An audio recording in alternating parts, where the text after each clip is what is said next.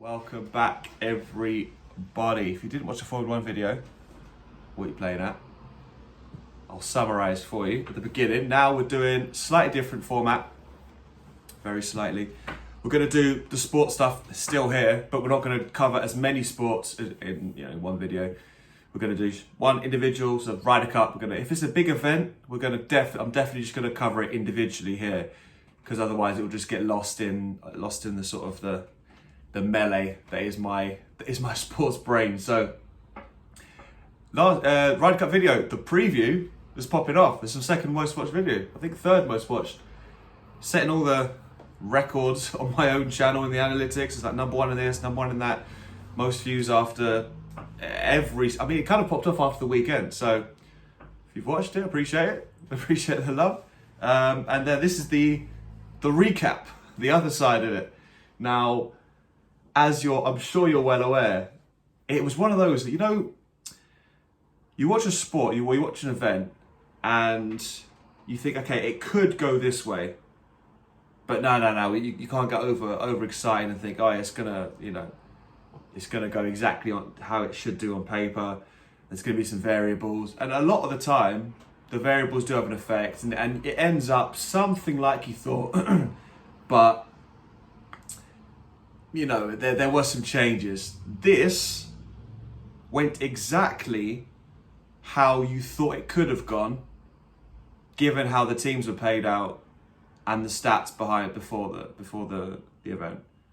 It was one of those strange occasions where early doors you're thinking, Rahm's going to do this, and how are Brooks and Bryson going to get on, and all the rookie experience and or lack of experience from the rookies in the American team. And Europe won so well last time, blah, blah, blah, Ian Poulter, blah, blah, blah. It was on, I had to check a few times what the record score was. That's how big it got for Europe. I was like, has anyone ever got 20 before? I don't think I've ever seen 20. I've seen 18.5 before. And that's quite big. 18.5, 9.5 is like a big gap.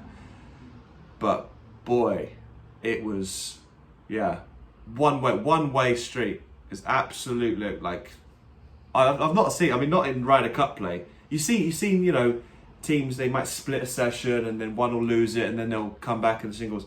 Even the singles, Europe only won three outright. Europe won 1, 2, 3, 7 over matches period, and most of them were John Rahm as well. So John Rahm, the best player, the number one player in the world, wasn't there. It's even worse. So. Look, if you break it down per team, when the teams came out, this is when I did the video last week, obviously you can't know who's going to get paired with who and how they're going to play. That was the big variable. I think that's the issue. That's what I said before. That's what was said before by everyone. You can have Hovland and Casey and Morikawa and Johnson and all these names, but you don't know if Johnson and Morikawa are going to play well. You don't know if Rahm's going to play well with someone. You don't know if Bryson's going to play well with anyone. So that was the variable going in. But it seemed like the captains as well. The captains Steve Stricker, the American captain, got his picks right. He paired the right people off. Every single pairing that went out, almost bar none, even if I look through them, all of the pairings, apart from Koepka and Berger, who lost, that was a strange pairing. But apart from that, and to be honest, everyone with Koepka in team players, he's just not on it. He just can't be bothered. He'll play as much as an individual as he can, but he's not in the whole team game. He knows it as well. I can see in his face. He's kind of just just not. He doesn't want it. He obviously is a world class player, but Ryder Cup ain't for him. He's not the team guy. He wants to win individual accolades. So apart from that, look. The first match, which was Rahm and Garcia against Spieth and Thomas. Spieth and Thomas were on paper, excellent pairing. They're both young, they're both excitable, they're obviously mates. Right, that was the first and only one that they won in that first day. So the first day, Europe won one match. They defeated the Americans in one match, and that was the opening one with John Rahm in it. Everything else was just one-way traffic. Johnson, Cantlay, Rory and Poulter, that was probably the one. Rory and Poulter losing 5 and 3 on the opening foursome game, the end of the opening foursome games. that might have been it that was kind of probably the one that turned the tide, because after that it was like, we're down 3-1 early on. And then the fact they couldn't get a point, another full point the rest of the day, like winning one match out of the first 8, you ain't gonna win, like you just will not. So you're down 6-2 after one day. It's just not, like, I don't really know what you're expecting from there. Like 6-2. The thing is, going to the singles, I was doing the maths going to the singles. Like 10-6, 4 points is doable. 4, maybe 5 is kind of doable. But what Europe needed was an absolute minor miracle. Like being down 11-5, like 6 points, like to overturn that, you'd have to have everyone just show up. And even on the Sunday, when it was kind of looking like USA had in the bag, they just put their foot down and just carried on winning. Like Scotty Chef, my boy, I keep mentioning Scotty Chef. Like, I just like the way he plays. I like his demeanour. He beat John Rahm, and obviously that was, it was obviously well over by then. But Scotty Scheffler winning on the last day. Bryson, I tell you what changed it. It was Bryson driving the green on 1. So everyone's going mad. Everyone's like, yeah. Bryson in a singles game against Garcia, who you probably would have fancied Garcia in that game. Bryson gets the big stick out, hammers a drive on the green, and then makes a 20-foot putt for eagle. Like, that's long. Like, if I'm Garcia, I'm like, yeah, that's it. Like, how can you come back from that? He's driven the green. Like, he obviously had that ridiculous drive on day 1 or 2. I can't remember which day it was. Was it day 1 or day 2?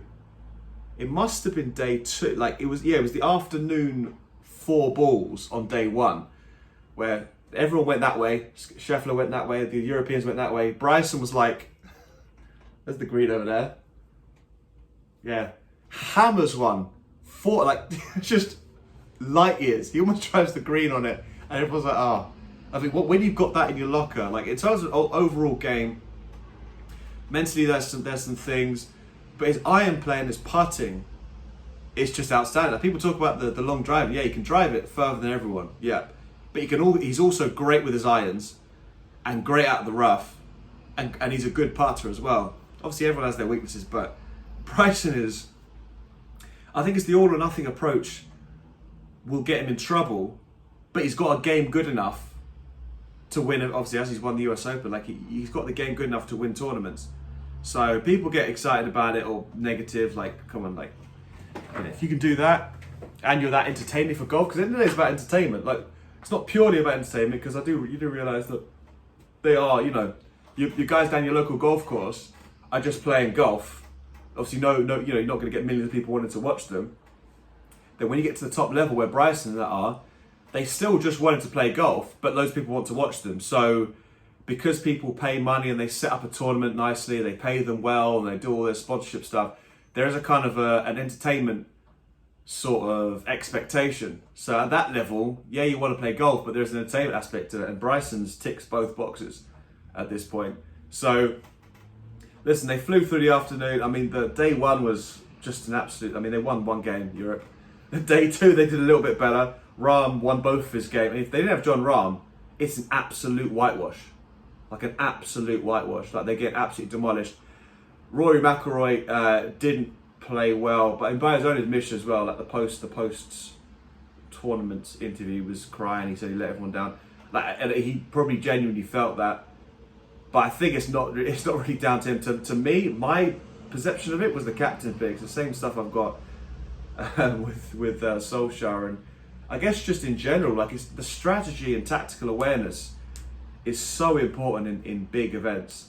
And I think when you make the wrong picks, whether it's on the football pitch or in pairings in the Ryder Cup, it's kind of... I mean, obviously the players do need to show up, but there's definitely a lot. Padraig Harrington needs... It would obviously take quite a lot of the blame, because he's the one who set the teams up. He gave them the galvanising thing. I did notice, I don't know if anyone else noticed, that when he was giving interviews, he didn't inspire confidence. Like, even from the very beginning, like his responses were kind of like not passionate. They were kind of like, yeah, I guess we'll. I thought I noticed that. I don't know if anyone, let me know if you saw that as well. I thought on day one, day two, his responses were kind of like, oh, I guess we'll just do this and see what. Like, it wasn't very confidence inspiring. And when you've got guys on the team who need some kind of galvanizing effect, I didn't think that came across too well. But look, final day, America were going for the record. They wanted 20. I mean, they got the record in the end, which is 19-9. But I think they probably wanted 20. I was thinking imagine winning 20-8 in a Ryder Cup match. Like, and most games are, 2 points in it, 3 points in it. It comes down to the last. But these guys had it wrapped up early.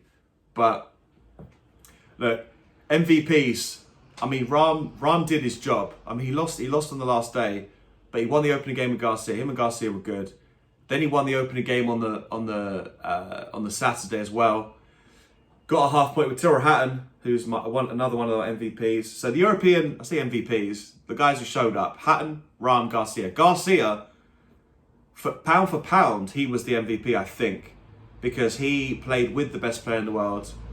And Garcia isn't a serial tournament winner in terms of recent history, but he really got it done in team play. And then obviously he came up against Bryson, who drove the green, and that was kind of it for him. I mean, you can't really do much from there, but Garcia was great. Tyrrell Hatton, I really liked how he played, because he's another one with temperament issues, but he really stepped. I think he'll be on the next team for sure. I mean, he does win events. He's won some European Tour events, and he's had a few shots. He had a little run just before, I think it was the Masters or the US Open, when he was doing quite well. So the temperament is Hatton's issue for sure. Like, he's liable to snap a club or throw it in the water and stuff and swear. So that's an issue. But Hatton really stepped up. He did really well. I liked how Hatton played. But the Americans, Dustin Johnson is the overall MVP for obvious reasons. He went 5-0. Like, you have to play every single event. And even like my amateur level, if you play 2 rounds in a day, it's like, okay, cool, you've had a good. You can play 2 rounds in a day. You can play in the morning and the afternoon. Like, you could do that. It depends on your current level of fitness. Well, for an amateur, it's difficult. I would say it's difficult. If I play 2 rounds of 18, by the second 18, I'd be tired. I'd be pretty tired. Like, it's knackering. For obviously anyone's watching this, I guess, isn't a casual, so it's not going to be an issue. But I guess the casuals will think, it's just walking around. So golf is tiring, as you know. To play 2 rounds of golf on the Friday, 2 rounds of Ryder Cup golf, win them both. So you're playing well. Come out on Saturday, play 2 more rounds of Ryder Cup golf, win them as well. All right, and then come back on Sunday and then win that game as well. Like, I think they said there's only 3 people who've ever done it. 3 Americans anyway, that have ever done it. I think, 3 overall, because Molinari did it in France last time. Yes, I think it's 3 overall. Dustin Johnson won every single game he played, all 5, and he's 38. He's the oldest in the team. So, being the old man, I mean, it was almost like you must have forgot. Y'all must have forgot Dustin Johnson was that guy. I mean, last year he dominated. Last year, this year's kind of taking it easy. I mean, when he plays kind of like easy, it looks like he's not trying at all. But he's been kind of coasting through the year. He had COVID. There's a COVID break in there, but he came back. He was on smoke. Like, Dustin Johnson was legit, and obviously all of his parents. He was with Morikawa. Morikawa's just so classy. He's really, really, really good player. He was excellent. My boy Scotty Scheffler was so cool. So cool. He won his last game against Jon Rahm. He got a point off Jon Rahm, half a point of Jon Rahm in one of the games on the Friday as well. Scotty Scheffler showed up. That was a big one for him. Patrick Cantlay, just like he kind of, I think he is going to come next year for everything, because his game, not that he needs a bit of bravado and a bit of energy, but he added that in the Ryder Cup. He was getting into it. He was fist pumping. He was saying, "Come on!" Like, and he's normally a quiet, reserved kind of character, but he's outstanding. He is literally him and Rahm are at the top, like, for sure. Like, their game, Cantlay and Rahm's game, is so good. I remember saying somewhere around about the mid-major season this year, that no one's really grabbing that. And I really think that Rahm and Cantlay and Morikawa as well, they really want to be the best player in the world, and they've got the game to be consistent enough to show up and do it. I think, you know, Cantlay's going through a good purple patch right now, and here we are. Xander Schauffele as well, another one who had a great Ryder Cup. He's kind of, obviously, yeah, he won the Olympics. Like I said, he's not a serial winner yet. You know, he got the Olympics. A lot of top tens, a lot of close finishes and majors. So maybe this will push on. But yeah, long story short, the Americans, it's looking good for them going forward because they're young, much younger than the Americans. I mean, than the Europeans, who will probably have to have a rebuild. But I don't know where these players are going to come from. There's not a plethora of young, outstanding European. I mean, there's even more good Americans just chilling, sitting at home. Obviously, you've got Tiger Woods. Tiger Woods won't be there. Well, he might be. But you've got a lot of very good Americans that are still coming through. Europe needs to go back to drawing. I mean, getting beat 19-9, a record score, will facilitate some kind of change, I think. And I guess in 2 years' time, it's going to be in Rome. So back in European soil, I think there's going to be a lot, because it was a very partisan crowd, because the Europeans can't travel to America, so it wasn't quite as even. So when Europe held parts, it wasn't as dramatic, but the Americans had their feverish support from start to finish. So that was a big factor. Like, it was a factor. They can't pretend it wasn't. Normally, you go to Europe or you go to America, there's home support, but the opposition bring a lot of supporters as well. But this was definitely the least, the smallest crowd that you would have had for Europeans. So yeah, a bit of trouble. It was 19-9. It was just demolished. Like, they got absolutely demolished. It was never close at any point. I mean, the final 4-ball on Saturday, Hatton managed to get a win over Finau, who was playing pretty well, and then Rahm and Garcia won again. So the only time it was like anywhere near close was the final day when it was 2-2, and Hatton and Lowry winning that last game was supposed to be the galvanising effect. But Rory and Poulter lost again heavily. I mean, Rory and Poulter lost 5-3 and 4-3. Now that's what, in terms of captain picks, putting Rory and Poulter out on that second day and getting beat 4-3 again, that was probably the final nail in the coffin, spirit-wise, for the team. And if you're the captain, you wouldn't have put Rory and Poulter together. Poulter, however, did win his singles game on Sunday, and he's never lost a singles game, which is pretty outstanding, to be fair. Like, he's won 6 and he's drawn 1. I mean, that's massively impressive to just never lose. Like, final day, 1v1, never losing. I mean, the team ones is kind of not all really on him, but to win them all, or to not lose them anyway, is quite impressive. But yeah, the long and short of it, didn't go well for Europe. So yeah, like I said before, the season, I mean, it's not over. I mean, the new season started technically, so there's a new, then now it's the 2021-22 season, so the FedEx finished and all that kind of stuff. And this is like a new season. So there'll be sporadic tournaments where you get some people playing. I might cover a few of them if you get a lot of big guys playing.